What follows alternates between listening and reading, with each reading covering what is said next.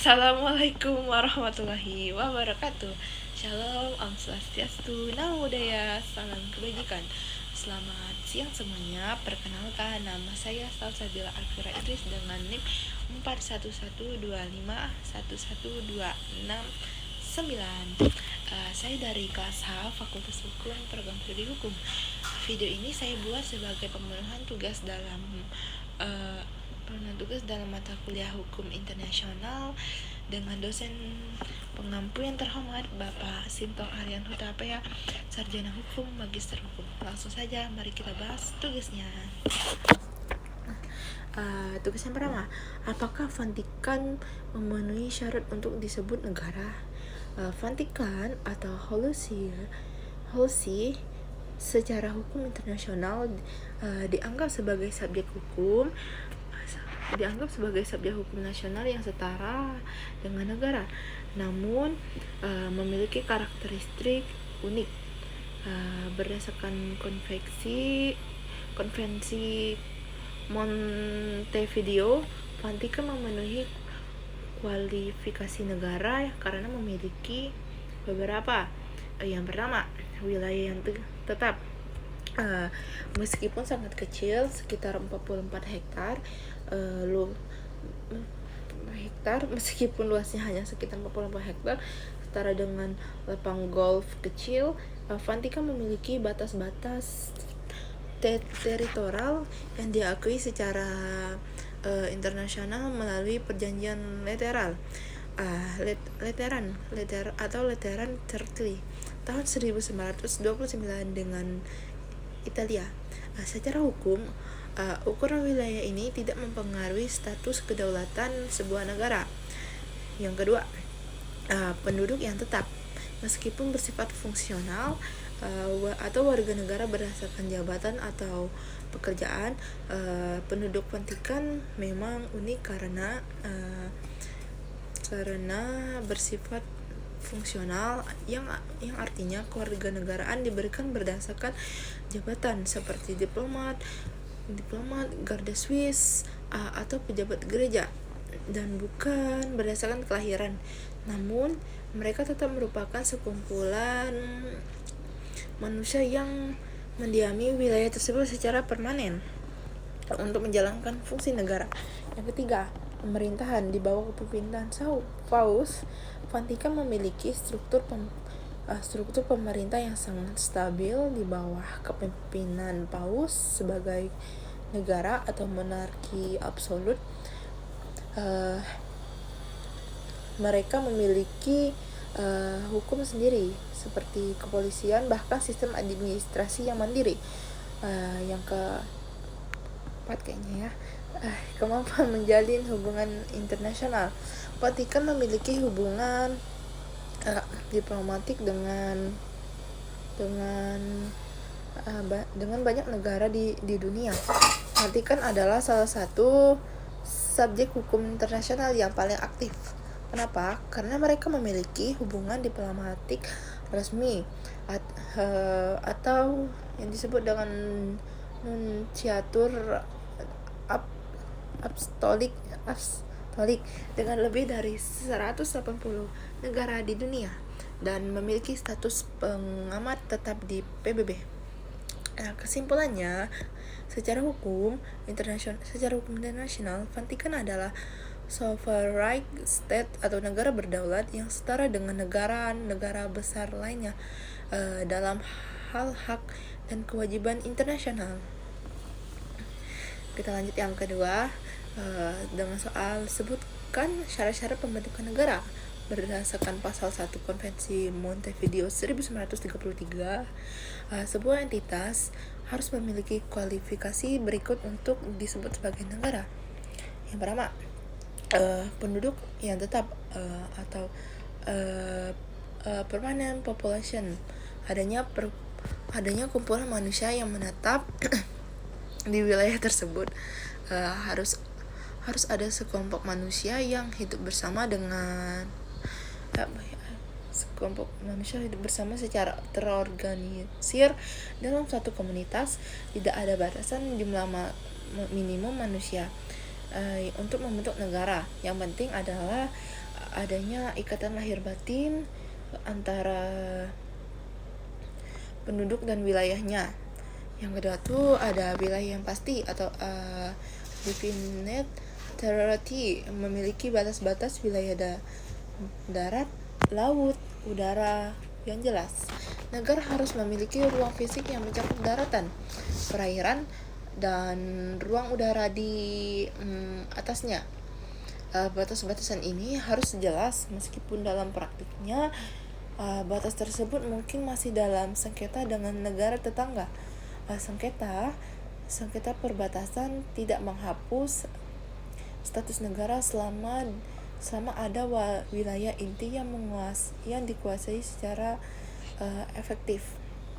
Yang ketiga, pemerintahan yang berdaulat atau government memiliki otoritas politik yang efektif untuk menjalankan hukum dan ketertiban.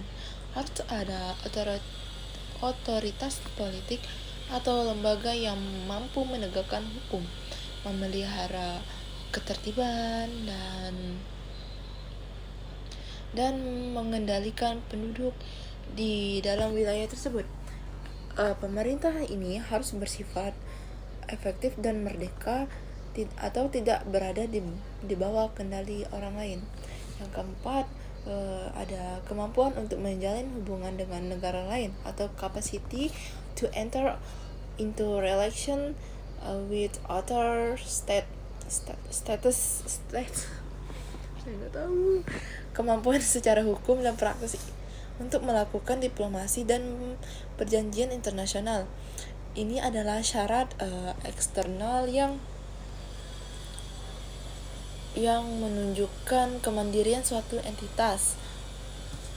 Negara tersebut harus memiliki kapasitas hukum yang melakukan diplomasi seperti mendatangi perjanjian internasional atau 30 marking power dan ikut serta dalam organisasi internasional.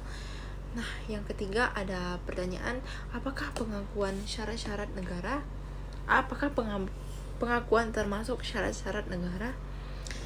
Dalam hukum internasional terdapat dua teori utama mengenai hal ini. Yang pertama, teori deklaratif atau pengakuan bukanlah syarat mutlak. Status negara sudah ada, meski begitu entitas tersebut memenuhi 4 kriteria di poin nomor 2. Pengakuan hanyalah penegasan fakta yang sudah ada. Teori ini menyatakan bahwa pengakuan hanyalah sebuah pengumuman atau penegasan atas fakta yang sudah ada. Jika sebuah entitas sudah memenuhi 4 syarat Montevideo tersebut, maka ia sudah menjadi negara secara hukum. Meskipun negara lain belum mengakuinya, pengakuan hanya berfungsi untuk mempermudah hubungan diplomatik saja. Yang kedua tuh ada teori konstitutif yang dimana pengakuan adalah syarat mutlak. Entitas baru dianggap sebagai negara hanya jika telah diakui oleh negara-negara lain. Sebaliknya dari teori ini berpendapat bahwa pengakuan adalah syarat mutlak atau sine qua non tanpa pengakuan dari negara lain. Sebuah entitas tidak memiliki status hukum sebagai negara. Jadi pengakuanlah yang menciptakan atau mengonstitusi sebuah negara baru. Jadi kesimpulannya yang dari jawaban tadi, secara modern teori deklaratif lebih dominan dianut.